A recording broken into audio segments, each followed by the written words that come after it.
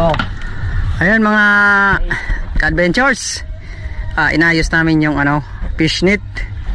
Kasi habang maaga pa, maglalagay kami ng fish net diyan sa tapat lang dito. Bali, nagdayo kami dito. Nandito kami sa Aguho, Calulbon, San Andres, Catanduanes. Shout out sa mga parabuso diyan. Ayan, inaayos nila hunter yung ang kapitan namin ay si Nathaniel Manlangit. Ayan, palit lang yung bangka na gagamitin namin, pang lang yung tinatawag na sibid-sibid. Ayun guys, mag-shout out tayo. Katindig family, Ruas family, Gwene Tubisi family, Camacho family, Kanoy family, yung mga OFW na walang sawang nagsusupport sa channel ko, salamat din sa inyo. At saka sa Calulbon Espero, nandito kami sa Calulbon, yung mga taga Catanduanes Espero, salamat din sa inyo. Ayan, let's dive na tayo. At una namin pinuntahan yung lambat na nilagay namin kanina. Kaunti lang yung nahuli namin. Ayan, may maliit na pugita. Ang tawag sa amin yan ay tabugo. Siguro mga 10 isda lang yung nahuli namin sa lambat. At tutuloy na kami sa pamamana ng isda.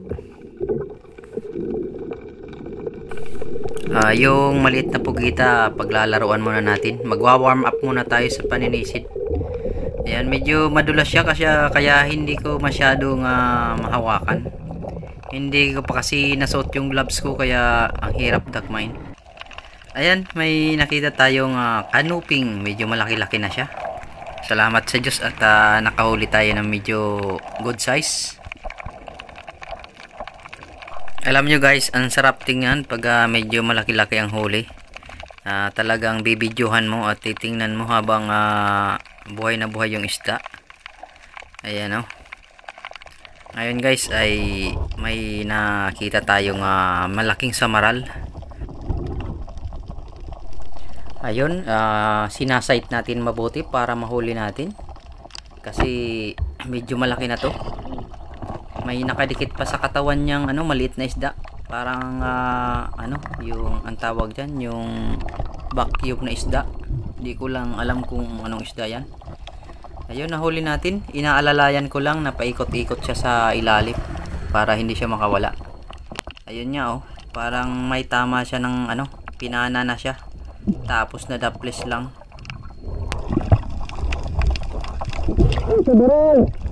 Oh my god. Woo!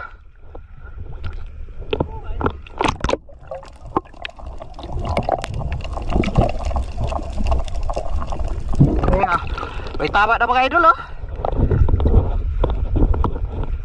tama na. Ayun nga, may nakahuli tayo sanang malaking danggit, kaya lang nakawala. Kaya bibilisan nating magkasa ng pana, baka sakaling makita pa natin sa ilalim.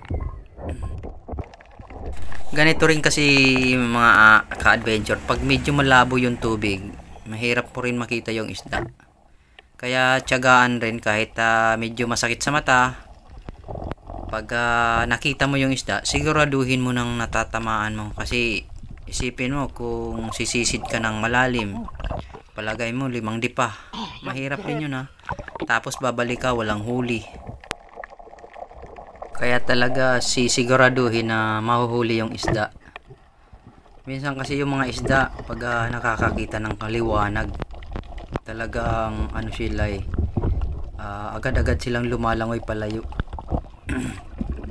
Pero may mga isda naman talaga na nagpapahuli na pag may maliwanag, hindi na sila nakahinto lang sila.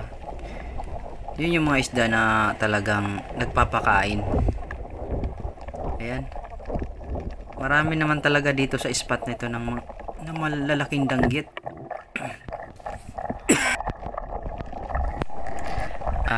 Palagay ko siswertehin ako ngayon. Bali, yung pamamana namin, 4 kaming magkakasama, hati-hati lang kami sa mahuhuli naming isda. Kaya sama-sama lang kami sa spot, tulungan, body-body. Kasi itong spot na to ay first time naming pumunta rito. Hindi pa namin alam tong dagat na to. Kaya ayun, medyo harap-harapan lang yung ano namin, yung paninisid namin. Hindi kami nag-iiwanan kung malalayo sa malalayo. Hindi natin tinamaan yung isang kanuping. Ayun, hindi na natin nasundan. Ito namang isda na to ay tinatawag na gurang sa amin. Ang English niyan ay stonefish, yung napaka-delikadong isda. Medyo may lason ang tinik. Masakit makatinik at nakakamatay pa. Ito naman ay nakakita ako ng parrotfish. Hinuli ko na kasi minsan lang naman ako humuli nito. Kasi nga napakalayo ng dayo namin. Makabawi man lang kami sa gasolina at saka sa pagkain. Kaya hinuli ko na. At saka guys, hindi pa naman bawal dito sa amin ang paghuli ng parrotfish. Ayun, isa lang naman to. Pasensya na yung nasasaktan dyan pag nanguhuli ng parrotfish. Pasensya na guys ha. Isa lang naman to. Ayun, sisid tayo ulit at maghahanap tayo ng isda. Nakakita tayo ng itiman. Ayun, nakawala kasi nga matigas na bato yung natusok natin. Hindi bumaon yung sima. Ayan, tingin-tingin muna tayo sa corals na napakaganda. May mga isda dyan na nakasiksik. Hindi ko lang pinapana kasi yung isda yan na maming.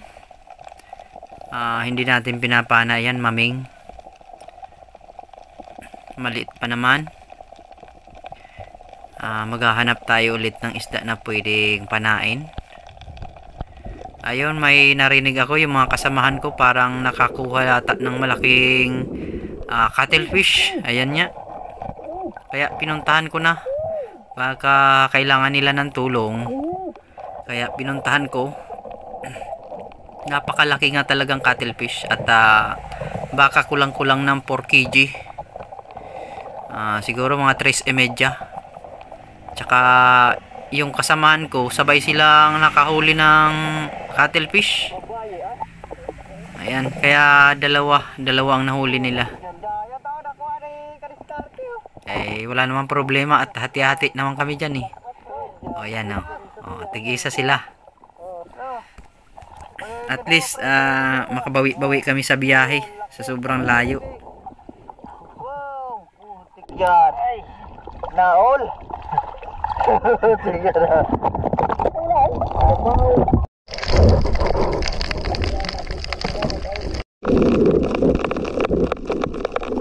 Ayan, maliit na cuttlefish. Hindi natin pinana yan. Palalakihin pa natin yan at babalikan natin yan pag malaki na. Ayan, smooth na smooth siya na pumasok siya sa coral sa ilalim. Natatakot siya sa liwanag ng flashlight natin. Ayan po, napakagandang corals. Yan yung iingatan natin. Huwag nating aapakan. Kasi yan talaga yung tinitirahan ng isda. Yan naman yung nahuli ni Kadiskarte, buhay Kadiskarte. Yung mga balatan. Ang mahal kasi ng benta ng balatan na yan. Umaabot siya ng 6K pag tuyo na. Yung buyer dito, yung taga Manila. Ayan yung huli namin mga idol. Yung medyo maliliit. Pinapana yan ng kasama namin para pang kain ng pamilya. Yung malalaki ay bebenta yan. Yan, malaking skylab oh. Napakasarap yan. Malimango. Ayun, salamat sa Panginoon sa biyaya na binigay sa amin. At kami ay maghahati-hati na dyan sa pinaghirapan namin. Step 1, wake up early, gonna rise with the sun. Step 2, get some good, some food in you. Step 3, think real hard about what you wanna be. Step 4, everybody just do your thing. Wake up, today's gonna be a good day. Wake up, today's gonna be a good day. Wake up, today's gonna be a good day. Wake up, today's gonna be a good day. Wake up, today's gonna be a good day. Wake up, today's gonna be a good day. Wake up, today's gonna be a good day. Wake up, today's gonna be a good Set your affirmations, aspirations. I got shit to do, the aftermath of preparation. Good food, good mood, blood in circulation. One step at a time, yeah, that's how you make it. Set a goal you control and the steps you take them. I try to pick one thought, have some concentration. And if I make a mistake, it's called education. I try to do this every day, call it replication. Wake up, today's gonna be a good day. Wake up, today's gonna be a good day. Wake up, today's gonna be a good day. Wake up, today's gonna be a good day. Wake up, today's gonna be a good day. Wake up, today's gonna be a good day. Wake up, today's gonna be a good day. Wake up, today's gonna be a good day. So life ain't easy, yo, I think there's a reason though. Ups and downs just like every different season, yo.